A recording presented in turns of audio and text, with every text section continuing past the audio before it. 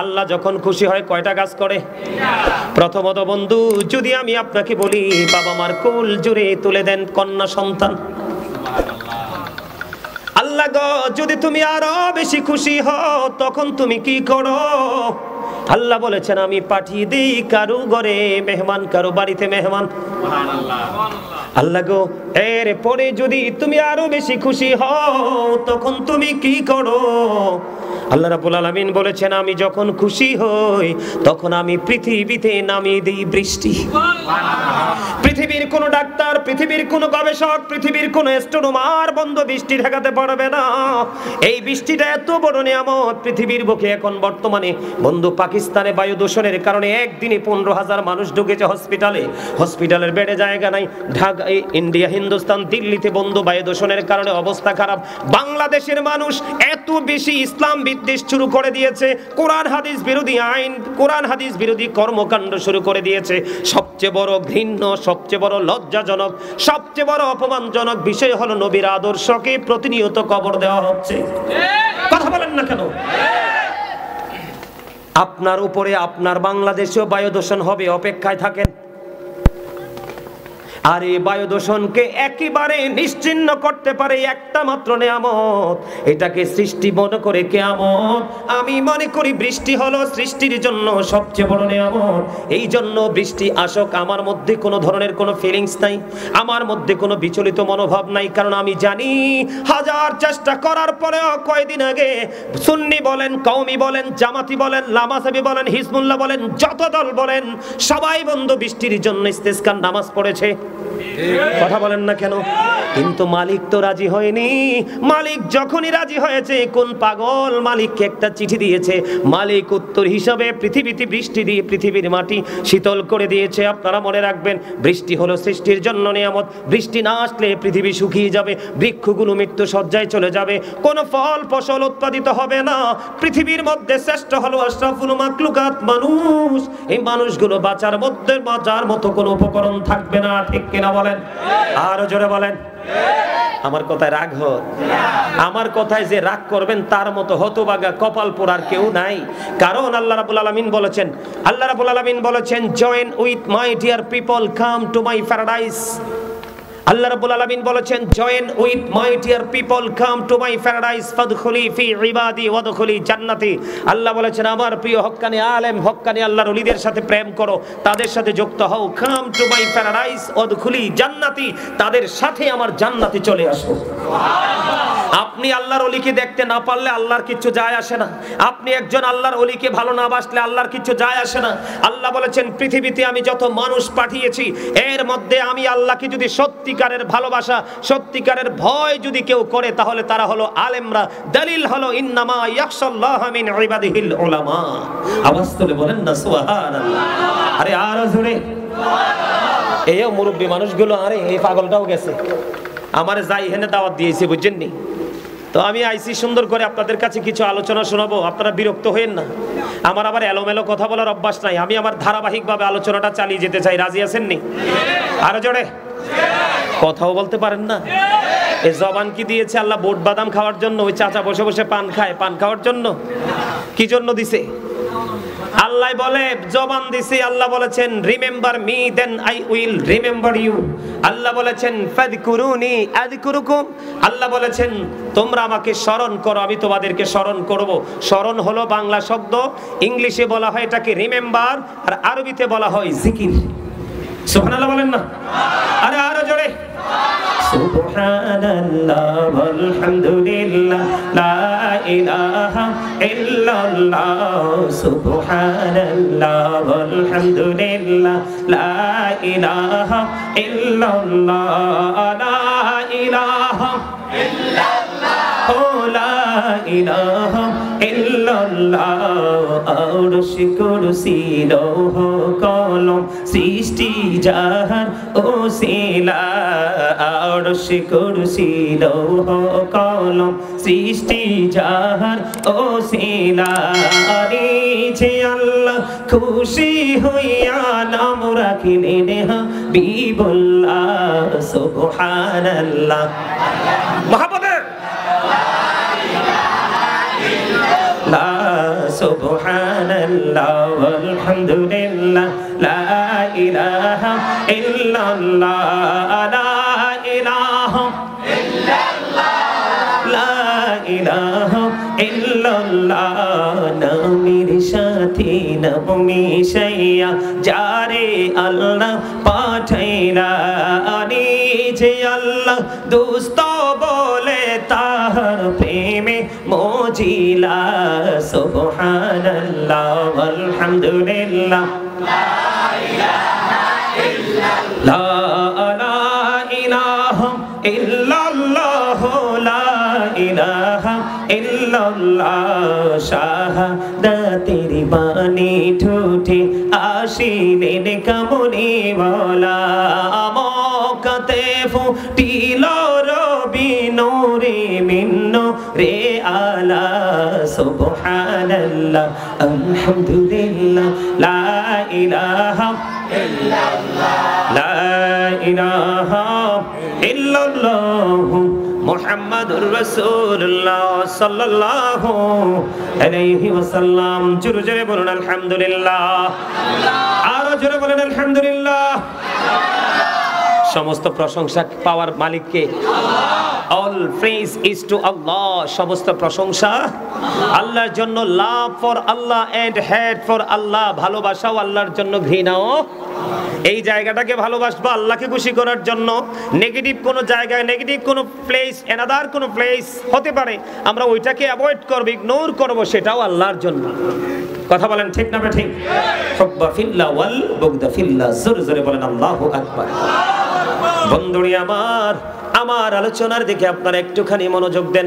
আমার মালিক যতক্ষণ পর্যন্ত বলার এবং শোনার তৌফিক দে, আমরা প্রাণ উজাড় করে শুনবো। বন্ধু, আমি আপনাদেরকে বলতে চেয়েছিলাম আল্লাহ বান্দাকে শক্ত করে ধরবে। ও বন্ধু, বান্দাকে শক্ত করে ধরবে, হিসাব বান্দার কাছ থেকে চুকি চুকি নিবে। এই যুগের মানুষ এতটা দুর্বল, এই যুগের মানুষ এতটা উইক হয়ে গেছে রে।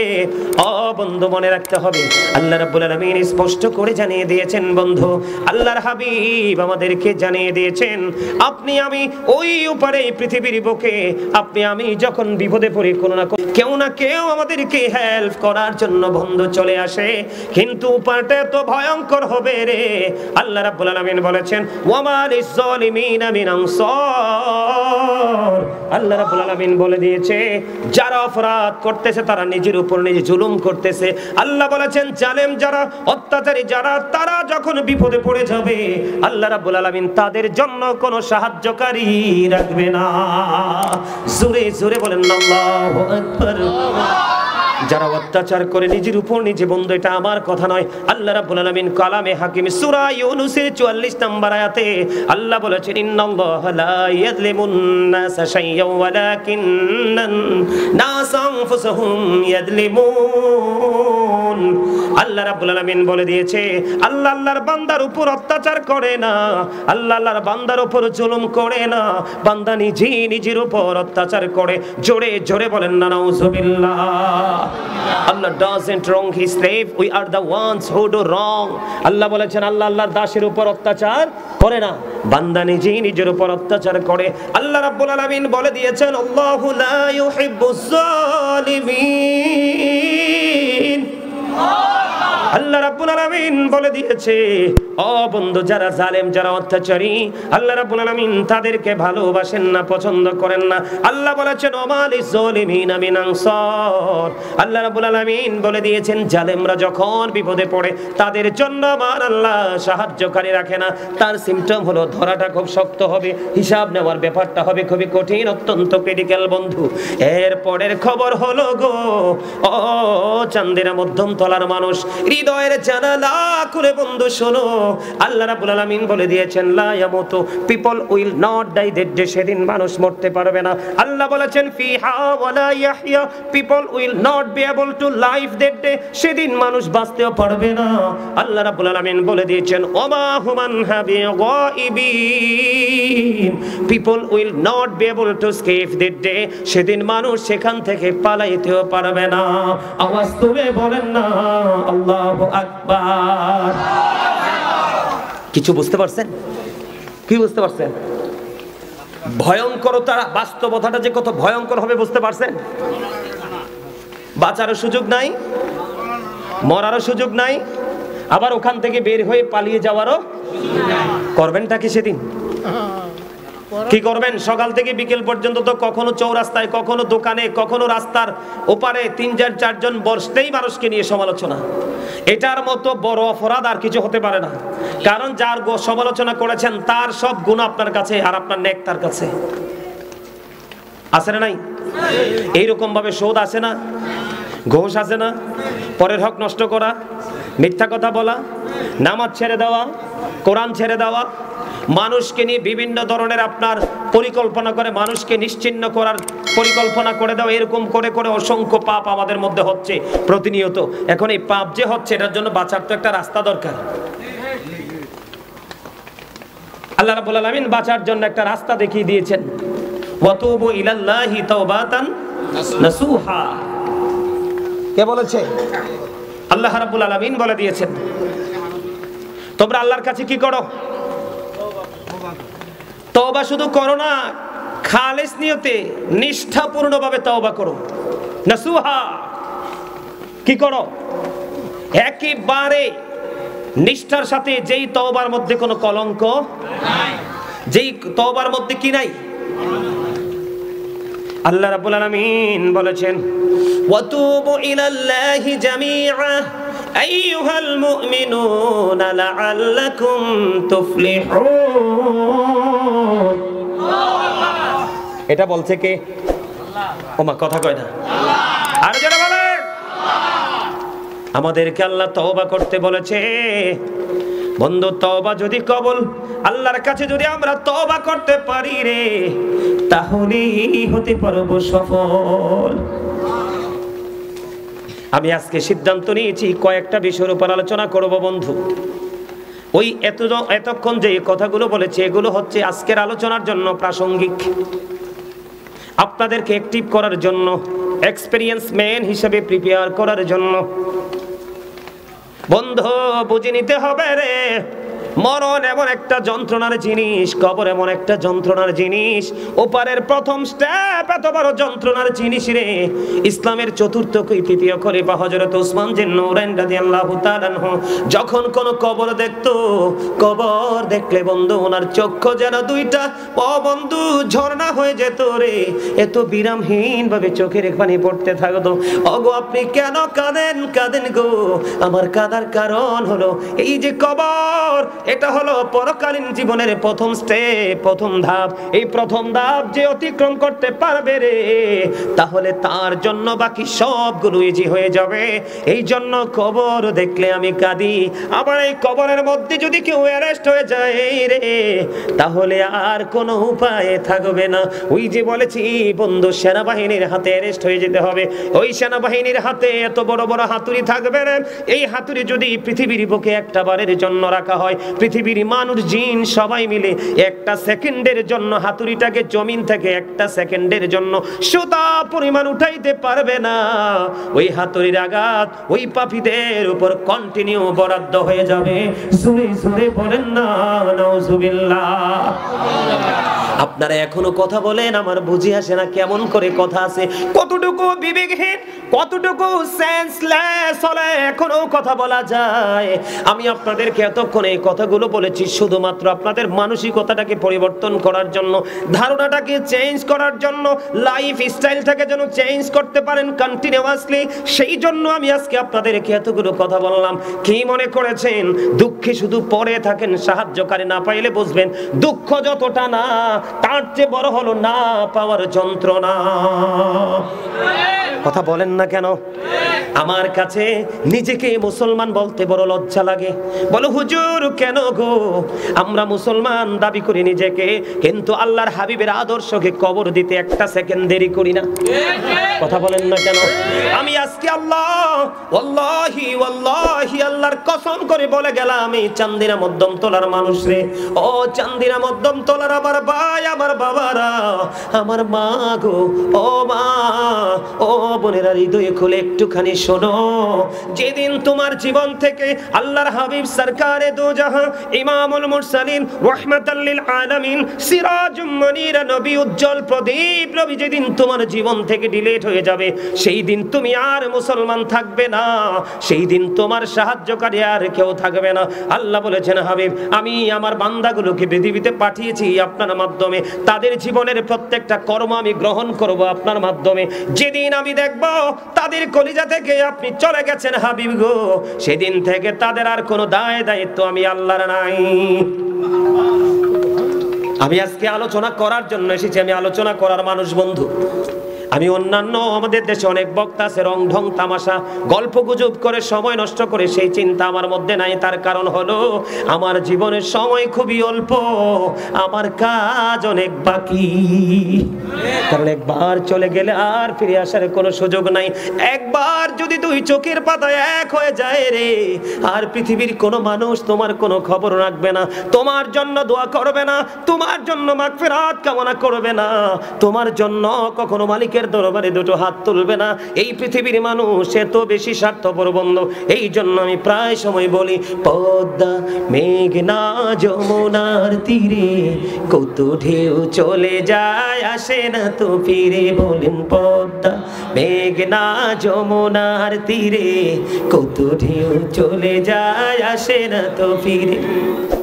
আমিও চলে যাব এমনি করে, বলেন আমিও চলে যাব এমনি করে, আসবো না কভু ফিরে।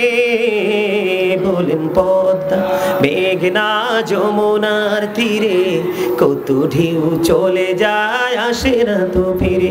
আল্লাহ ডেকে ডেকে বলে, বান্দা যখন তোমার কেউ ছিল না তখন ছিলাম আমি, এখন তোমার সব হয়েছে পর হয়েছি আমি। যখন তোমার কেউ রবে না রব শুধু আমি, আমার কাছে আসতে হবে মনে রেখো তুমি। তোরা চাসনে কিছু, তোরা চাসনে কিছু কারো কাছে খোদার মদদ ছাড়া, অন্যের উপর ভরসা ছেড়ে নিজের পায়ে দাঁড়া। ও চান্দিনা মধ্যম তলার মানুষ, অন্যের উপর ভর করা ছেড়ে দাও, নিজের উপর নিজের পায়ে নিজে দাঁড়িয়ে ভর করে দাঁড়াতে শেখো। কারণ তুমি চলে যাওয়ার পরে কেউ নাই এই পৃথিবীতে রে। এখন বন্ধু, আপন স্বজনের জন্য খাওয়ানো যায় না, আপন স্বজনের জন্য দোয়া করানো যায় না। কিছু মৌলবী বের হয়েছে বেদাত ফতুয়া দেয়। আপনি মনে রাখবেন, আপনার ছেলেকে যদি নাও পারে আপনার নাতিকে খাওয়ানো থেকে কবর থেকে দূরে সরাই দিবে তারা। আছে না নাই? আল্লাহর হাবিব বন্ধু একবার স্পষ্ট করে বলছি, একবার ইনশিওর করে বলছি, কাউকে মিন করে নয়। এটা হলো ইসলামের একটা বড় অবক্ষয়। আমার নবী বলেছেন আল্লাহর কাছে সবচেয়ে প্রিয় হলো দুইটা কাজ। একটা হলো মুসলমানকে দেখা মাত্রই তুমি সালাম দিয়ে দিবা, পরিচিত হোক বা অপরিচিত হোক। আর দ্বিতীয়ত হলো রে, মানুষকে পেট ভরিয়ে তুমি খাইয়ে দাও। এটা হলো আমার আল্লাহর কাছে বেশি পছন্দের। জোরে জোরে বলুন না সুবহানাল্লাহ। আমি ওই জায়গায় তওবার জায়গায় আমি আসবো, আপনাদেরকে নিয়ে আবার আসবো। আমি ছোট্ট করে একটা এক্সাম্পল দেই বন্ধু। যেহেতু আমি আজকে বন্ধু ফিউচার, প্রেজেন্ট এন্ড ফিউচার, বর্তমান এবং ভবিষ্যৎ নিয়ে আলোচনা করছি, আপনারা একটুখানি খেয়াল করেন আমার দিকে। ছোট্ট দুইটা হাদিস বলবো বন্ধু। আল্লাহর হাবিব সরকারে মদিনা, ওনার কাছে একদিন এক মেহমান আসলো রাসূলের কাছে। আসার পরে আমার নবী ডাক দিয়ে বললেন, আজকে এই মেহমানের দায়িত্বটা কে নেবে? একজন আনসারী সাহাবী দাঁড়িয়ে গেলেন, ইয়া রাসূলুল্লাহ, ইয়া হাবিবাল্লাহ, নবী গো, ও প্রাণের নবী, এই মেহমানের দায়িত্বটা আমাকে দিয়ে দেন। আমি সাদরে গ্রহণ করে নিলাম। আল্লাহর হাবিব সরকারে মদিনা তিনি কি করলেন, ওই আনসারী সাহাবীকে দায়িত্বটা দিয়ে দিলেন। আনসারী সাহাবী আল্লাহর প্রিয় হাবিব, রহমতের ভান্ডার, নবী উম্মতের কান্ডার, ওই নবীজির কাছ থেকে মেহমান চেয়ে নিলেন। নেওয়ার পরে বাড়িতে চলে গেলেন, গিয়ে বললেন, বিবি, বিবি গো, আজকে বাসায় কোনো খাবার আসেনি। কয় আছে গো স্বামী, আমাদের বাচ্চাটার খাবার। কার খাবার? খেয়াল করবেন গভীর মন দিয়ে বন্ধু, আমাদের বাচ্চাটার খাবার আছে। বিবিকে বললেন ওই আনসারী সাহাবী, বিবি বাচ্চাটাকে তুমি ঘুম পাড়াই দাও। সন্ধ্যা যখন হবে প্রদীপটা নিভিয়ে দিও, প্রদীপ নিভিয়ে দিয়ে তুমি খাইয়ে ঘুম পাড়াই দিও। আমি আমার রাসূলের কাছ থেকে আজকে একজন মেহমান নিয়ে এসেছি, তাকে আপ্যায়ন আজকে আমাকে করতে হবে বন্ধু। যেমন বিবিকে অর্ডার দিলেন, বিবি তেমন ভাবে বন্ধু কাজটা করে নিলেন। কাজটা করার পরে এবার কি করলেন, কাজ যখন শেষ হলো, রাত হয়ে গেল, সকাল যখন হলো, আনসারী সাহাবী নবীজির হুজরা মোবারকের দিকে যায়। আমার নবীজি ওই সাহাবী সাহাবীর চেহারা দেখি শুধু মুস্কি মুস্কি হাসে। সাহাবী ডেকে বললেন, ইয়া রাসূলুল্লাহ, ইয়া হাবিবাল্লাহ, নবী গো, ও প্রাণের নবী, আপনার এত সুন্দর মিষ্টি হাসির কারণ কি? এবার আমার নবীজি বললেন, সাহাবারে, তুমি গতকালকে যে আচরণ করেছো ওই মেহমানের সাথে আমার আল্লাহ তোমার প্রতি সন্তুষ্ট হয়েছে, এই খবর আমি নবী পেয়ে গেছি, সেই জন্য তোমাকে দেখে আমি হেসে দিয়েছি। জোরে জোরে বলেন না সুবহানাল্লাহ। বন্ধুরে আমার, কেন বললাম? আপনাদের আমলটাকে যেন আপনারা টেকসই করতে পারেন, আপনাদের নেকের পাল্লা যেন আপনারা ভারী করতে পারবেন। মানুষকে খাওয়াবেন সওয়াবের কাজ, সালাম দিবেন সওয়াবের কাজ, বিপদে পড়লে কাউকে উদ্ধার করার জন্য যাবেন সওয়াবের কাজ, জানাজায় নামাজ মানুষ মারা গেলে জানাজায় যাবেন সওয়াবের কাজ, এমনি করে করে বন্ধু মানুষ অসুস্থ হলে দেখতে যাবেন, এটাও সওয়াবের কাজ। এখন একটা কাজ থেকে আমরা বেশি দূরে থাকি। বন্ধুরে আমার, আপনার আমার প্রাণের নবী বলেছেন, কোন অসুস্থ মানুষ যখন একটা মানুষ দেখতে যায়, সে যতক্ষণ না পর্যন্ত তার ঘরে ফিরে না আসে ততক্ষণ যেন সে জান্নাতি ফল কুড়াইতে থাকলো। জোরে জোরে সুবহানাল্লাহ। বন্ধুরে আমার, আমি আপনাদেরকে আরেকটা মজার খবর দেই। হযরতে আবু হুরায়রা রাদিয়াল্লাহু তাআলা আনহুর জীবনী থেকে। হযরতে আবু হুরায়রা রাদিয়াল্লাহু তাআলা এমন একজন রাবী ছিলেন, অনেক বেশি হাদিস রাসূল থেকে বর্ণনা করেছেন। হযরতে আবু হুরায়রা এমন অবস্থা হয়ে গেল বন্ধু, খাবার খাওয়ার মতো কিছু নেই। তিনি একদিন কি করলেন, পেটের ক্ষুধায় রাস্তায় বের হয়ে আসলেন। যখনই তিনি রাস্তায় বের হয়ে আসলেন, আপনার আমার প্রাণের নবী তার এই দৃশ্য দেখে হাসতেছেন আর আবু হুরায়রাকে ডাকছেন, আমার সঙ্গে আসো। সুবহানাল্লাহ বলেন না। আমার নবীজি বললেন, আমার সঙ্গে আসো। এবার আবু হুরায়রা রাদিয়াল্লাহু তাআলা আনহু আপনার আমার প্রাণের নবীর সঙ্গে সঙ্গে হাঁটতে শুরু করলেন। হাঁটতে হাঁটতে হাঁটতে হাঁটতে হাঁটতে হাঁটতে যাওয়ার পরে নবীজি ওনার গন্তব্যে চলে গেলেন, বাড়ি পৌঁছালেন। যাওয়ার পরে বিবিকে প্রশ্ন করলেন, বিবি গো, ঘরে কোনো খাবারের কোনো কিছু আছে কিনা? ইয়া রাসূলুল্লাহ, ইয়া হাবিবাল্লাহ, ঘরে একটুখানি দুধ আছে, এক পেয়ালা দুধ হাদিয়ে এসেছে। আমার নবীজি যখন এই দুধের খবর পাইলেন, খেয়াল করবেন, আমার নবীজি যখন এই দুধের পেয়ালা পাইলেন, খবর পাইলেন, আবু হুরায়রাকে ডাক দিয়ে বললেন, রে আবু হুরায়রা, তুমি সুফফাবাসীদেরকে ডেকে নিয়ে আসো। আবু হুরায়রা মনে মনে চিন্তা করে, ও নবী গো, ও প্রাণের নবী, মনে মনে চিন্তা করতেছে আর বলতেছে, ইয়া রাসূলুল্লাহ, আমার তো পেটে অনেক খিদা, আমি তোকে শেষ করতে পারবো না, আমারই তো হবে না। আপনি বলতেছেন কি করতে? সুফফাবাসীদেরকে ডেকে নিয়ে আসতে। ওনার মনের চিন্তা, যা হোক নবীজি বলেছে, সুফফাবাসীদেরকে বন্ধু ডেকে নিয়ে আসলেন। আস্তে আস্তে আস্তে আস্তে সুফফাবাসীরা আসলো, এক এক করে নবীজি দুধ খাওয়ায়, খাওয়াইতে সর্বশেষে আবু হুরায়রা রাদিয়াল্লাহু তাআলা আনহুকে আপনার আমার প্রাণের নবী বললেন, রে আবু হুরায়রা, তুমি দুধ পান করো। দুধ পান করার কথা যখন বললেন, দুধ পান করার কথা বলার পরে আবার আপনার প্রাণের নবীজি এবার আবু হুরায়রাকে বললেন, খাও। তিনি খাইলেন। নবীজি বললেন, আরো খাও। তিনি খাইলেন। আরো খাও। নবীজি বললেন, আরো খাও। তিনি খাইলেন। খাইতে খাইতে খাইতে খাইতে এত বেশি বক্ষণ করেছে আর পেটের মধ্যেও জায়গা হয় না। জোরে জোরে সুবহানাল্লাহ। আমার কথা আপনারা বুঝতে পারছেন নি? কথা বলেন না কেন? তাহলে নবীজির এই হাদিস থেকে মানুষকে খাওয়ানোর শিক্ষা আছে না নাই? খাওয়ানো জায়েজ না না জায়েজ? বন্ধু, আমি আপনাকে বলি, এগুলো হচ্ছে কিয়ামতের আলামত। পৃথিবী একটা সময়ে সংকুচিত হয়ে যাবে, দ্বীনের শিক্ষা থেকে মানুষ দূরে যাবে, মানুষ একটা পর্যায়ে কোণঠাসা হয়ে যাবে, ইসলাম বিরোধী কর্মকাণ্ড শুরু করে দিবে, আর তখনই মানুষের উপর ঘন ঘন গজব আসতে থাকবে। এটা হলো কিয়ামতের আলামত। এই জন্য আপনি কবরে যাওয়ার আগে সচেতন হতে হবে, আমি কবরে যাওয়ার আগে সচেতন হতে হবে। যোগ্য দক্ষ আলেমদের সাথে যুক্ত থেকে আপনাকে রাস্তাঘাট চিনি চিনি আমল করতে হবে। ঠিক কিনা বলেন? আপনারা রাজি আছেননি? আরো জোরে বলেন। এর মধ্যে সবচেয়ে বড় গুরুত্বপূর্ণ কাজ হলো একটা, আল্লাহ বলেছেন তাওবাতান নাসুহা, আল্লাহ বলেছেন খালেস তওবা করো, নিষ্ঠাপূর্ণ তওবা করো। এখন আমাদের মধ্যে এত বেশি অন্যায়, এত বেশি অপরাধ, এত বেশি পাপ হচ্ছে, আমাদের তওবার দরকার আছে না নাই? আপনারা তওবা করতে রাজি আছেন না নাই?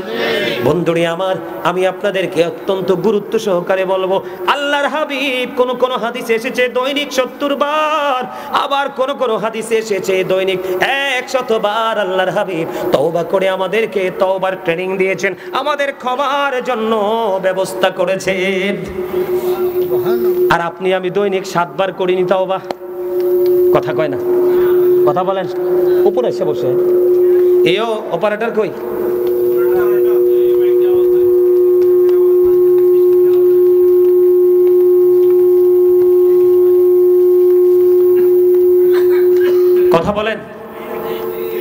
আপনি আমি দৈনিক 7 বার করিনি, আমার কথা কয় না। আপনারা কি রাত কি বেশি হয়ে গেছে? আমি উঠছি মাত্র 1 ঘন্টা হইছে, মাত্র 1 ঘন্টা। অনেক ওয়াজ বাকি রয়েছে আমার। ও তোমারই তো খুঁজতাছি আমি মনে মনে, আমি কই লোকটা কই। মাশাআল্লাহ, ও গেছিল আমার দাওয়াত দেওয়ার জন্য। আলহামদুলিল্লাহ বলেন, আরো জোরে, আর একটু মহাব্বতে। জোর তো আসে না। কো খাবারে লবণ না দিলে খাইতে পারবেন? কেন? মজা হবে না। এই তো চমৎকার। খাবারে লবণ না দিলে যেমনি খাবার মজা হয় না, ঠিক তেমনি ভাবে কলিজায় প্রেম না থাকলে আমলও মজা লাগে না। বুঝে নিতে হবে, আপনি আমল করার আগে আমলটা কতটা মজার সেটা আগে জানতে হবে। আর জানতে হলে দরকার ওই আমলের প্রতি আপনার প্রেম। আজকের এই মাহফিলটা কতটা যে গুরুত্বপূর্ণ একটা মজলিস, কত বড় গুরুত্বপূর্ণ একটা জলসা, আমরা যদি সেটা জানতে পারতাম।